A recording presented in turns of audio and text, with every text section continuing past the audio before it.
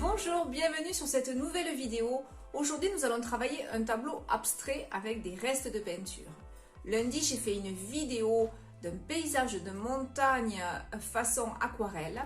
J'avais utilisé du gris de Penne, du bleu phthalo, de la terre de sienne brûlée. J'avais utilisé du style grain jaune. J'avais utilisé, quoi d'autre? Un petit peu de violet, de vert olive.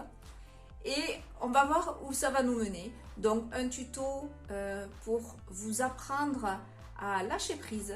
Un tuto, comment on appelle ça? Peinture intuitive. C'est parti. Pour réaliser ce tableau, j'utilise une petite toile. J'ai passé une couche d'acrylique blanche séchée au sèche-cheveux et je vais pouvoir commencer. Pour réaliser cette... Oh, mon couteau était sale. Alors, j'allais vous dire que je plaçais du blanc. Uniquement du blanc sur ma toile, couleur à l'huile. Mon blanc était sale sur ma palette, ce n'est pas du blanc. Écoutez, on commence sur les chapeaux de roue.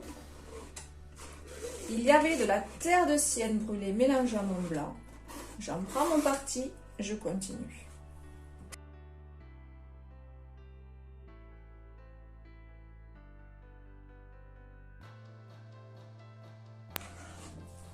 J'ai donc placé du blanc, plus ou moins propre, sur la totalité de ma toile. Je vais maintenant poser des plots de peinture. Donc j'avais du violet, je le mets avec un petit peu de blanc, pour ne pas qu'il soit trop fort. Je le place. J'avais du bleu phthalo, je le place. J'avais de la terre de sienne brûlée, je la place. J'avais du vert olive, je le place. Et pour finir, un petit peu de style grain jaune, je le place. Je vais maintenant glisser toutes ces couleurs de haut en bas en essuyant bien. Alors si je ne veux pas gaspiller la peinture, je la récupère. Tiens, je vais changer. Je vais tourner un coup sur deux, voir ce que ça me donne. J'aime beaucoup travailler ces tableaux. Je ne sais absolument pas où je vais.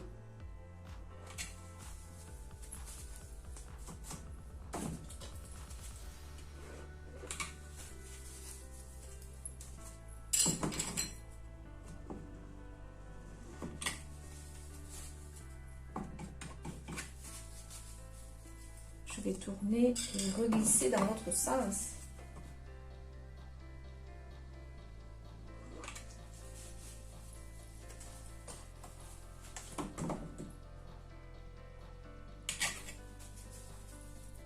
J'essuie à chaque fois, c'est très important.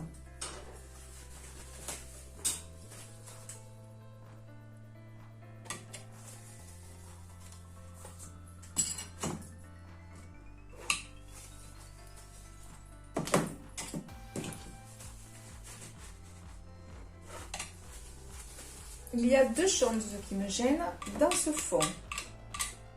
Ici, vous voyez que toutes les zones sont aérées. Il y a bien du clair, il y a du blanc.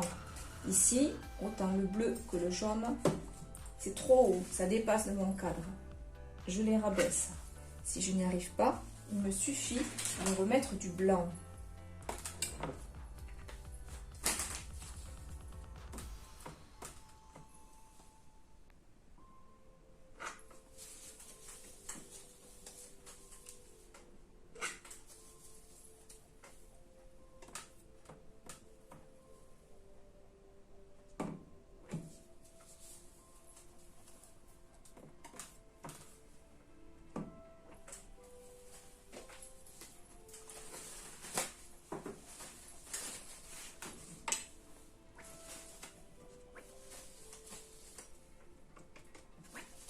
Le bleu est tenace.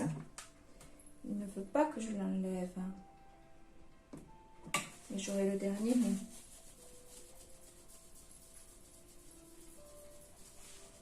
Je viens maintenant frotter.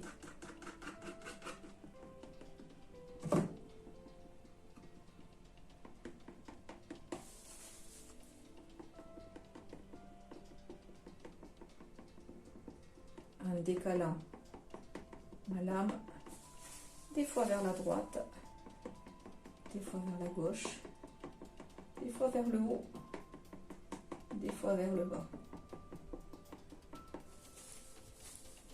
Ici, c'est équilibré, sauf là. Ça ne me plaît pas. Je rabaisse.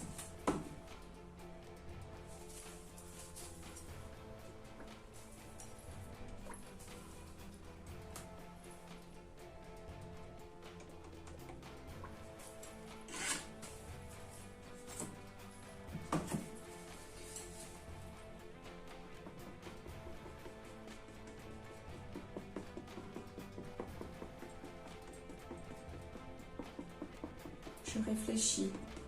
Que vais-je faire avec ce fond? Je le sais déjà. Je vois déjà ces arbres multicolores sur ce lac. Je suis donc en train de redéfinir un plan d'eau pour ensuite redéfinir un plan d'arbre.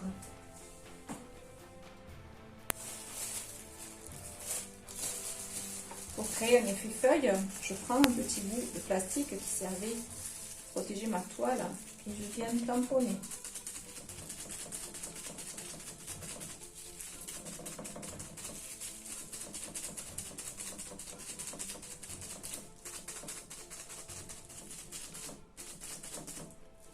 Je change de papier pour chaque couleur.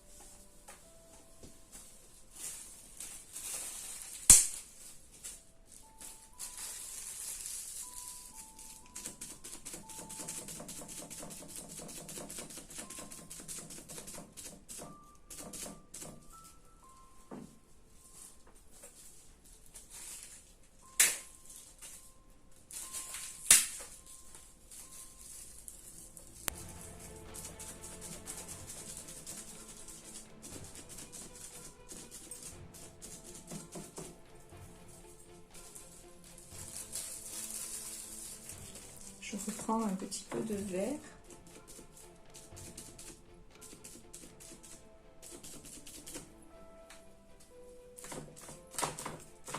De gris de peine.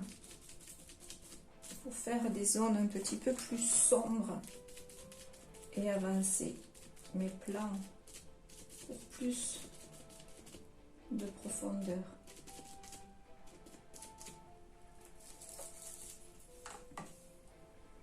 Je reprends du blanc.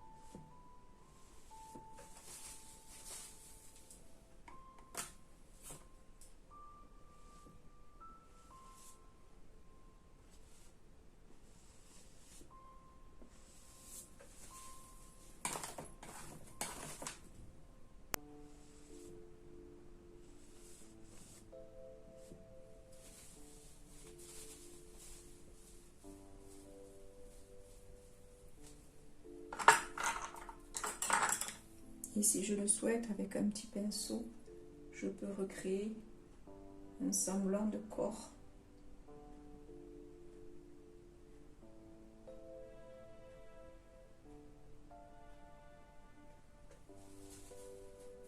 Pour mes arbres. Voilà, ce tuto est terminé. J'espère que ça vous a plu. Un tuto un petit peu moins abstrait que je n'aurais pensé. J'avais présenté cela comme une peinture intuitive. un fond blanc, quelques taches de peinture qui me restaient sur ma palette pour éviter de les gaspiller. On peut dire que c'est un tuto anti-gaspi. Quelques taches de couleur posées, glissées, quelques coups de couteau, un petit peu de plastique transparent. Et voici ces arbres colorés sur un lac. Voilà, j'espère que ça vous a plu. Si vous avez aimé, vous pouvez me laisser un petit pouce bleu j'aime. Vous pouvez me laisser un message et vous pouvez vous abonner. Vous recevrez une notification à chaque fois que je sortirai une nouvelle vidéo. En attendant, je vous souhaite une belle fin de semaine. Je vous dis à lundi. Au revoir.